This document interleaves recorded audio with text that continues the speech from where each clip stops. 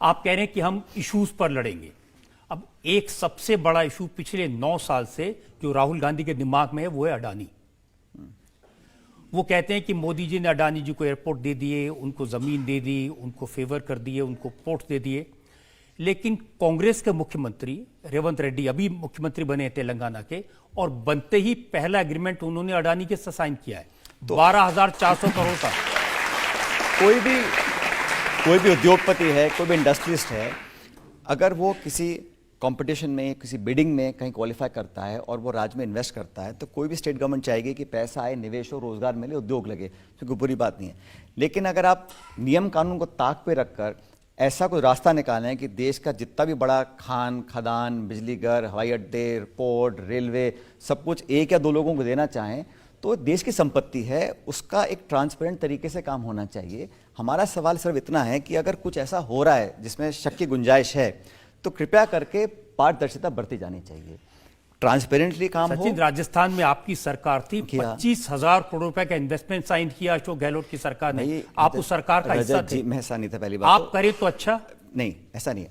मैं तो कह रहा हूं 1 लाख करोड़ इन्वेस्ट करो, लेकिन कंपटीशन से बिडिंग हो, आप क्वालिफाई करो, आप नियम कानून का पालना करो, इन्वेस्ट करो, कोई किसी को आपत्ति नहीं है। जब अडानी जी आपकी अदालत में, मैंने उनसे पूछा आपको ये सब मिला, उन्होंने कहा मैं एक एक चीज का हिसाब दे सकता हूं, सारा कुछ मैंने कॉम्पिटिटिव बिडिंग से लिया है और कोई फेवर नहीं मिला। जी, लेकिन उनको लगता है कि राहुल जी को पता नहीं क्या परेशानी। नहीं, ऐसा नहीं है। मुझे लगता है कि कुछ ऐसे इंसिडेंसेस आए थे जिसमें स्पष्टीकरण नहीं हो पाया था।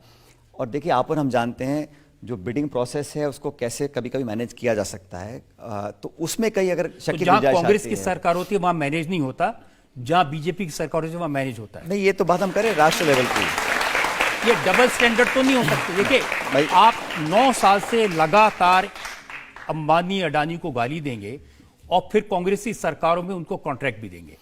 अगर किसी इंडस्ट्रियल ग्रुप ने ट्रांसपेरेंटली कुछ काम करना चाहा है, चाहे वो कोई भी स्टेट हो, करना चाहिए।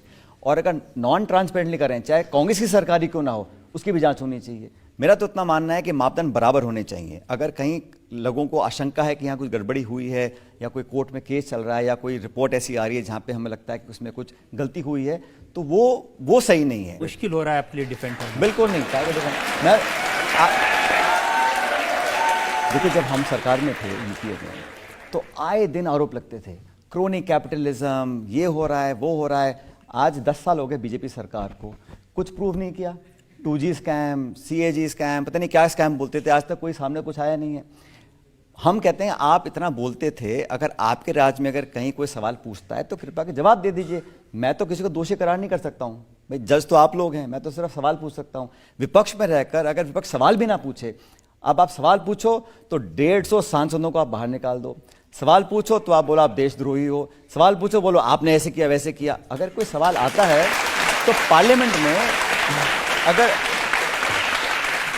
क्योंकि मैं इस पर विवाद नहीं करना चाहता हूं, लेकिन अगर सेबी को इन्वेस्टिगेट कर रहा है या कोई किसी ने कोर्ट में कुछ डाल दिया है, तो सरकार को अपना ऑनेस्टली आंसर दे देना चाहिए, मामला खत्म हो जाएगा। लेकिन उसको लटकाना, ये करना, वो करना, इसलिए विवाद पैदा होता है।